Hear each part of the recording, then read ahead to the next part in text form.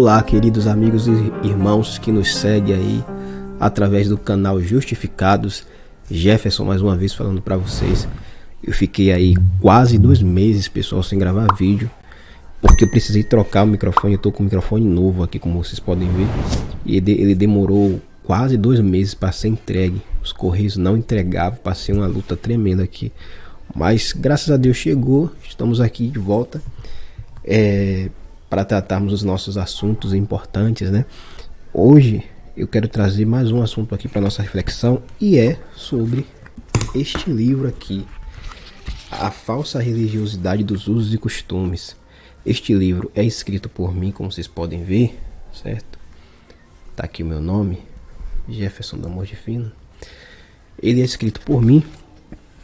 Eu quero fazer uma breve apresentação do livro para vocês, mas o foco principal deste vídeo, o objetivo principal, é dar uma resposta ao comentário de um comprador deste livro lá na Amazon, que ele está disponível lá no site da Amazon para Kindle, que é e-book, e também impresso, né, como está aqui em minhas mãos. Bom, esse livro ele trata, pessoal, do seguinte. Eu deixei até aqui no sumário para vocês verem. Ele trata de ser uma refutação à falsa doutrina presente principalmente em igrejas pentecostais e neopentecostais, algumas, dos usos e costumes, né? Isso é muito forte nas igrejas Assembleias de Deus, que sugere que certas observâncias relacionadas a tipos de roupa ou acessórios de beleza tem a ver com santificação ou salvação, certo? Então esse livro trata disso. Eu estou aqui com o sumário do livro. Os assuntos são os seguintes. Eu faço as considerações iniciais: costumes humanos versus mandamentos divinos, crise de conhecimento, ideias legalistas da atualidade, o preconceito com vestimentas, maquiagem e acessórios de beleza, mergulhando fundo no assunto, contextos bíblicos positivos, em que eu apresento aqui aquelas passagens em que aparecem alguns desses elementos positivamente e não negativamente, como alguns querem sugerir que a Bíblia sempre trata negativamente dessas coisas. Os adornos no Novo Testamento, considerações finais, conclusão, referências e por aí vai. Aí é o seguinte, o que é que acontece? Esse livro ele foi comprado por uma pessoa aqui na Amazon, um irmão em Cristo, e a gente vai fazer uma análise sobre isso. Vamos aqui para o site da Amazon para a gente entender melhor o que é que aconteceu, pessoal. Bom, o comentário que eu quero analisar com vocês é o do Marcelo Duarte. Tudo bem, Marcelo? Eu quero agradecer a você, inclusive, porque você me deu aí 3 estrelas. É uma avaliação boa, apesar de algumas discordâncias que o irmão teve, mas o irmão foi uma pessoa sensata e nos deu aí 3 estrelas, né? Total são 5, o irmão deu 3, a sua avaliação foi boa, eu te agradeço de coração. Mas eu quero fornecer uma resposta para algumas coisas que o irmão colocou e explicar o porquê que eu não tratei no nosso livro, tá bom? Então vamos lá. O irmão Marcelo, ele começa dizendo o seguinte, ele colocou lá em cima: pouco ou quase nenhum diferencial sobre o livro, né? Ele acredita que o livro não teve muito diferencial. Tudo bem, a opinião do irmão, nós temos que respeitar. Aí ele começa dizendo: o autor acerta muito ao escrever um livro sobre um assunto muito relevante e muito necessário e pouco explorado. Porém peca muito ao não desenvolver bem o assunto. Os pontos mais relevantes acerca do assunto não são explorados. Não busca levantar a história de todo esse assunto controverso. Não explora a relação entre os usos e costumes e a obediência à autoridade religiosa. Chega a mencionar, mas não se detém no assunto. E nos fornece uma resposta plausível, mas pouco convincente para muita gente. Não explora a pluralidade desse assunto nas denominações e como lidam com ela em seus estatutos e documentos normativos e de conduta. Bom, ele continua ali o comentário, mas eu quero me deter a isso aqui porque é sobre isso aqui que eu quero responder, certo? Meu comentário se restringe a essa parte que eu li. A primeira resposta que eu quero dar para o irmão Marcelo Duarte, é o seguinte: O irmão comenta aqui, o primeiro ponto é que eu não busco levantar a história de todo esse assunto controverso. Realmente, meu irmão, eu não busquei detalhar a história inicial da história dos usos e costumes, como ele nasceu nas assembleias, ou influência sobre outras igrejas, porque na verdade eu penso que isso seria desnecessário. A intenção deste livro é ser um estudo bíblico onde são refutadas ideias antibíblicas da chamada doutrina dos usos e costumes. Então eu procurei me ater ao tema de forma conclusiva, para que o livro não ficasse enfadonho, não ficasse chato para as pessoas lerem e as pessoas pudessem estudar com detalhes a refutação em si, as ideias que eu estava confrontando no livro. Então eu não busco aí fazer uma análise histórica do surgimento dessas ideias, etc. Tá bom? Eu busco apenas fazer um levantamento dessas ideias e logo em seguida a sua refutação. Vamos continuar analisando aqui o que o nosso irmão Marcelo Duarte escreveu. E aí ele diz o seguinte, que eu não exploro a relação entre usos e costumes e a obediência à autoridade religiosa. Ele diz que eu chego a mencionar, mas não me detém no assunto e forneço uma resposta plausível, mas pouco convincente para muita gente. Bom, pessoal, eu vou ler com vocês um pouco aqui do livro, algumas coisas que eu acho importante a gente ler, e aí vocês tiram as suas conclusões se concordam com o irmão Marcelo ou não. A primeira coisa que eu quero comentar é que, como eu já falei, eu procurei ser breve no livro e procurei me ater à refutação das ideias a que eu me propus a confrontar. Então, quando se trata de assuntos secundários, eu realmente procurei não me ater. Então, como é que surgiu a doutrina dos usos e costumes, como ela se espalhou pelas denominações, como as denominações tratam, eu procurei não me ater a esses assuntos secundários. Eu tratei, mas tratei brevemente, mas acredito que o que eu falei é o suficiente. Eu vou ler aqui agora e os irmãos vão tirar as conclusões. Então vamos ler aqui a página 11, diz o seguinte: a obediência a nossos mestres, líderes religiosos em nosso contexto, é mandamento divino, conforme Hebreus 13:17. E este, como qualquer outro mandamento de Deus, jamais deve ser ignorado. Contudo, essa obediência não deve ser cega. Por exemplo, nenhum de nós ficaria 5 minutos embaixo d'água sem aparelho adequado para a respiração apenas porque alguém que exerce liderança sobre nós desejaria. Por quê? Porque isso não faz nenhum sentido, não há lógica, é insano. E aí aqui na página 13, tá até aqui o título, deixa eu ver se vocês conseguem ver. Deixa eu ver se vocês conseguem ver aqui, ó. O título, ó. Costumes humanos versus mandamentos divinos, tá vendo? Costumes humanos versus mandamentos divinos. Por mais que o irmão discorde, isso aqui já dá uma resposta ao que o irmão questionou sobre essa questão da relação entre os usos e costumes e a obediência à autoridade religiosa. Porque nesse ponto aqui eu trato exatamente de até que ponto deve ser a nossa obediência à autoridade religiosa. Vamos dar uma olhada rapidinho. Costumes humanos versus mandamentos divinos. Caro leitor, se você é afiliado a alguma denominação cristã que possui determinadas regras de convivência e de representação do grupo enquanto instituição, saiba que este livro não é um convite à subversão.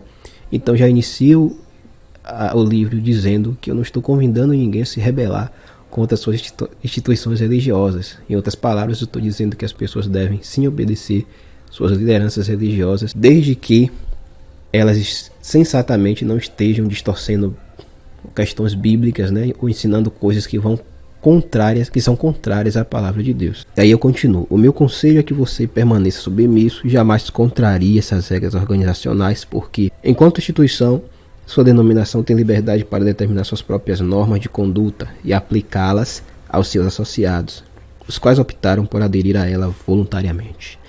Você não precisa saber a razão da existência dessas normas, mas apenas considerar que está nessa instituição por sua própria escolha. Esse é o motivo mais forte, certo? Pelo menos, creio eu, tenha sido assim.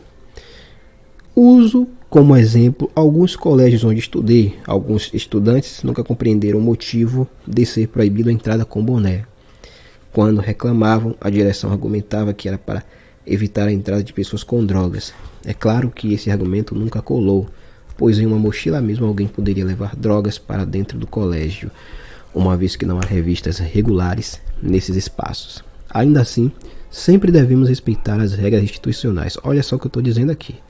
Ainda assim, sempre devemos respeitar as regras institucionais. Você só não precisa obedecer caso não pertença a alguma instituição que a proíba.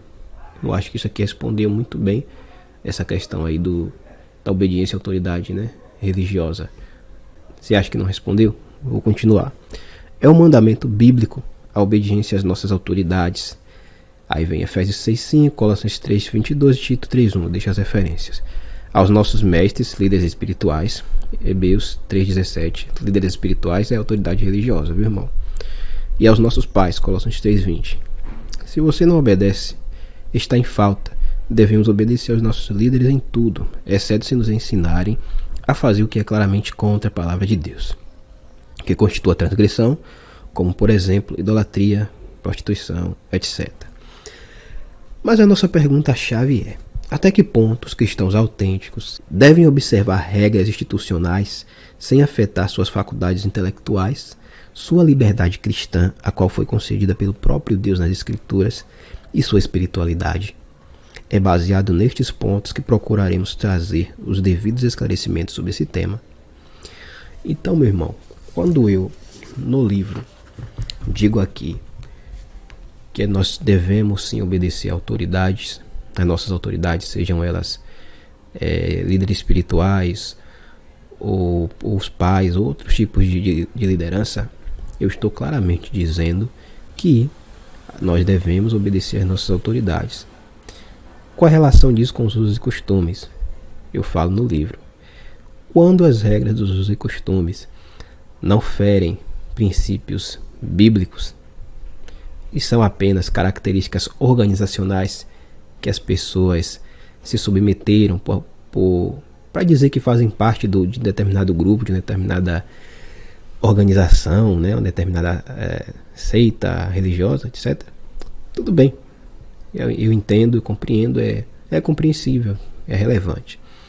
Dá para entender. Mas a partir do momento que um líder chega e fala assim, chega para uma mulher e fala, você precisa deixar de usar calça, porque senão você está entristecendo o Espírito Santo. Você tem que deixar de usar maquiagem, porque senão você não vai para o céu. Eu não posso concordar com isso. É antibíblico. Não há embasamento bíblico para esse tipo de ensino. Então, nesse caso, sim, eu tenho que dizer, e isso está claro no livro, que esse ensino deve ser rejeitado, certo? E para um bom entendedor, há um ditado que diz isso: para um bom entendedor, meia palavra basta. Era um assunto que eu não precisava me deter, eu ficar focado nisso. Basta eu dizer aqui que se um líder religioso seu pedir para você ficar 5 minutos debaixo d'água, você não vai ficar, porque não faz sentido, é insano, não tem lógica, não é bíblico, certo? Quando um líder religioso, um líder cristão lhe ensina algo que passe pelo crivo da palavra, certo? Como os bereanos faziam, eles olhavam tudo, inclusive que Paulo estava ensinando, para ver se estava conforme as escrituras. Caso contrário, tem que descartar mesmo, tá bom? Então vamos continuar aqui para que o nosso irmão comentou. Vamos ver aqui o que temos mais para responder. Aí ele disse, sim, mas pouco convincente para muita gente. Foi bom o irmão ter tocado nesse assunto. Temos um problema muito sério no meio evangélico, é que os crentes têm dificuldade de aceitar opiniões contrárias às suas, certo? Não vou generalizar e dizer que são todos, mas boa parte tem um problema de aceitar opiniões que vão de encontro, que se chocar com as suas opiniões. Eles têm verdades que, se alguém falar contra, eles ficam muito irritadinhos, ficam muito chateados. Geralmente, boa parte das vezes, eles não fornecem uma contra-argumentação, não fazem a devida refutação para explicar o porquê que a sua ideia está correta e não a do outro. Isso é um problema que nós temos no meio cristão evangélico, certo? É a síndrome dos donos da verdade. E eu acho que isso é perigoso demais, meu irmão. Tá bom?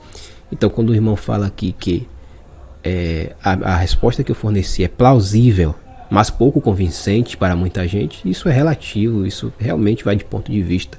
O quanto o que eu falei é convincente para mim ou para você, isso aí é opinião de cada um. Agora, se o irmão de fato entende que o que eu falei é pouco convincente, apresenta uma contra-argumentação e aí fica tudo certo, tá bom? Pode até colocar aqui nesse comentário, no comentário desse vídeo, e deixar claro o porquê que o seu entendimento faz mais sentido do que a explicação que eu forneci, tá bom? E o último ponto que eu quero comentar aqui, que o irmão comenta lá no site da Amazon, é que ele diz o seguinte: ele diz que eu não exploro a pluralidade desse assunto nas denominações e como lidam com ela em seus estatutos e documentos normativos de conduta. Sobre isso, eu volto a comentar que o propósito do livro era ser uma refutação às ideias da chamada doutrina dos usos e costumes. Eu não procurei e nem faria uma revisão para isso, né? Me ater a questões de como surgiu, de como as denominações tratam das questões em seus meios, da questão em seus meios, tipo, tem um ali que acha que é pecado usar bermuda e tem outra que não. Tem um ali que acha que meu Deus, que é pecado o homem deixar a barba crescer e outra acha que não. E que, não, meu irmão, eu acho infantil eu ficar falando essas idiotices. Eu acho realmente que é uma coisa idiota de se comentar. Então eu procurei não infantilizar o meu livro. Eu procurei deixar ele em bom nível. Eu procurei deixar ele num tom acadêmico, porque senão não serviria para nada o meu livro, tá bom? E essa questão de como lidam em seus estatutos e documentos normativos de conduta também é uma questão secundária, eu não preciso me ater. Porque o fato desse assunto estar vinculado a estatutos e documentos normativos das denominações, está embutido naquilo que eu comentei sobre regras institucionais que as pessoas devem seguir. Mas se estiver nesses documentos que isso tem a ver com algo espiritual, já temos que rejeitar, certo? É antibíblico, não tem nada a ver com a palavra de Deus. Está no livro essas questões. Isso que eu estou comentando aqui, alguém pode falar, você não está usando versículo para fundamentar o que você está falando? Está no livro, leia o livro, certo, pessoal? Está lá no site da Amazon. Ou a versão para Kindle é R$ 5,90. Você pode baixar o aplicativo da Kindle no seu celular. Ou se você tiver o dispositivo Reader da Kindle, você pode ler nele também. Deixa eu ver quanto é que está custando aqui a versão impressa. A versão impressa está R$ 39,33, tá bom? R$ 39,33. Então é isso. Eu não tenho mais o que comentar. Eu agradeço novamente a você, meu irmão, certo? Que você deixou aí 3 estrelas para o livro, tá bom? Isso mostra que o irmão foi sensato, por mais que o irmão discorde de alguns pontos. E muito obrigado pela sua avaliação.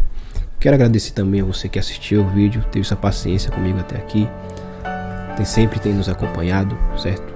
Apesar de eu ter postado poucos vídeos, espero que isso mude logo, né? Acredito que agora eu consiga melhorar isso aí. Enfim, muito obrigado por sua atenção, deixa o like aí no vídeo. Você que não é inscrito, se inscreva, ative o sino das notificações para ficar por dentro de novos conteúdos que nós disponibilizarmos aqui no canal. Deixe seu comentário, manda esse vídeo para frente, compartilha aí com uma pessoa que você acha que vai se interessar pelo assunto. Enfim, muito obrigado, Deus abençoe e até o próximo vídeo.